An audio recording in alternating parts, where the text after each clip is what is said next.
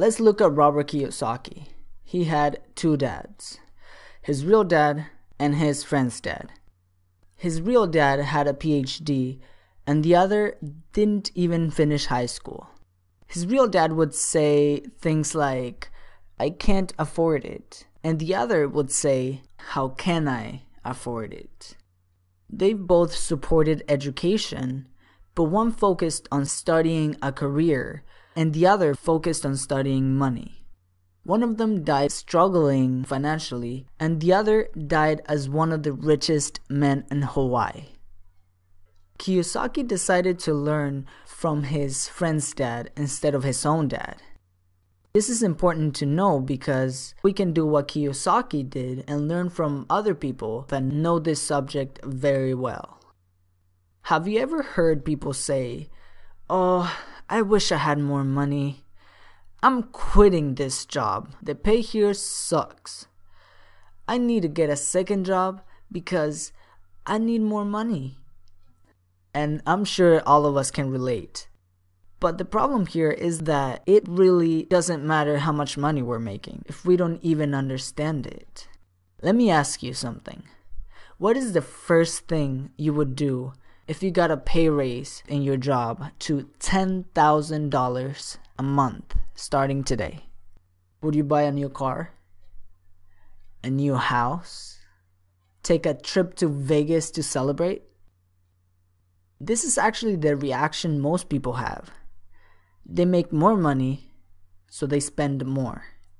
Now, I'm sure you're starting to understand that money alone doesn't make you rich.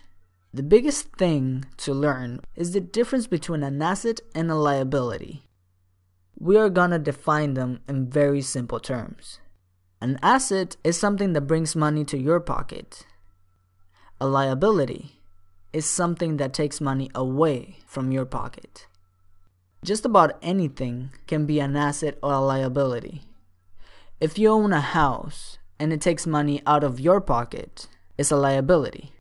But if you rent out that house and it makes you money, then it's an asset.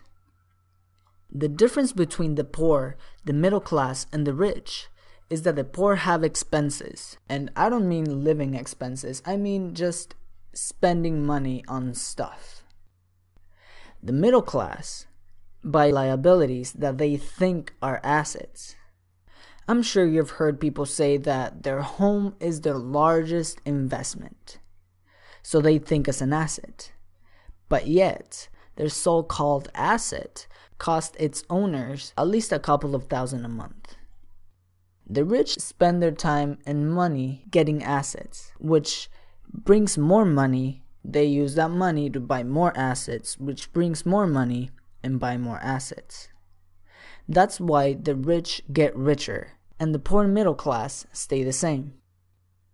And it really doesn't matter how much money you're making. If you have a job and make $10,000 a month and you buy cars and expensive wine bottles and timeshares in Vegas and spend all of your money at the end of the month, you have a poor person mentality. The same goes if you have a $2,000 a month income. You spend only $1,500 and the rest you use to buy assets. Eventually, those assets will bring you more money to buy more assets. And yes, if you keep doing this, you won't be needing your job anymore. Assets can be things like real estate, businesses, paper assets such as stock and bonds, books you've written, or products you've created. A lot of people are gonna say, well, what if I lose my money building like a product or a business? And it's a valid point. There is risk to be taken. But they don't say the same thing when they go and buy their big ass flat screen TVs or a new car or even all the money they spend on buying junk food. See, I'd rather spend my money creating something that I'm passionate about and has the potential of becoming an asset than on stuff that I don't need. And even if I lose my money, the experience and knowledge I get from building those things, it's incredibly valuable. Much more valuable than sitting on the couch keeping up with the Kardashians. Let me give you a little tax history. You know the Robin Hood story, right? The guy that takes from the rich and gives to the poor? Yeah, that guy. Well, a long time ago, in England and America, there were no taxes. The government would only collect taxes to pay for wars, like the Civil War or the fight against Napoleon. Then the government decided to establish permanent taxes. What you didn't know was that the government told the people that taxes will only punish the rich to be able to help out the poor. So everyone captivated by the Robin Hood ideal voted for this law, and it became constitutionally legal.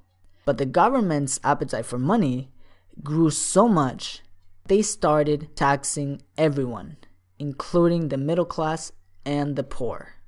And the rich, well, they were too smart for this. They found loopholes to keep their hard-earned money. This is why Warren Buffett is so proud to say that his tax rate is lower than his secretary's tax rate. Corporations. When you hear the word corporation, you might imagine big buildings and all that. But in reality, all a corporation is just a folder full of papers. Yeah, a folder full of papers that allows the company to make all of the expenses first, then get taxed on whatever is left. That means that you can spend all of the money you can. Then at the end, you just say, all right, tax me on whatever is left. And that is why the poor and middle class pay so much more in taxes than the rich do. Learn from people that know this subject well. Work to acquire assets and limit liabilities. Learn to keep most of your money.